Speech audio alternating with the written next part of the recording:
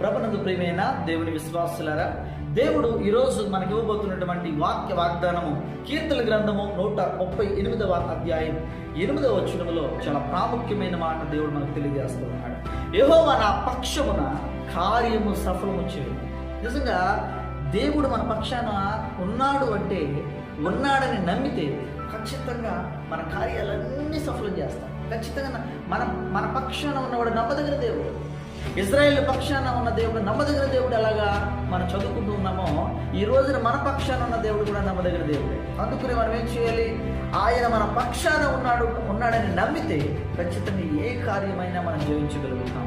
అందుకని చూడండి, ఇజ్రాయేల్ జీవితంలో ఖచ్చితంగా దేవుడు మోసే పక్షాన, ఇజ్రాయేల్ పక్షాన ఉన్నాడు కనుక వాళ్ళు అన్ని కార్యాల్లో, అన్ని యుద్ధాల్లో, అన్ని పరిస్థితుల్ని జయించుకుంటూ వచ్చారు. కాబట్టి నీ కార్యము సఫలం కావాలంటే నీ ప్రక్కన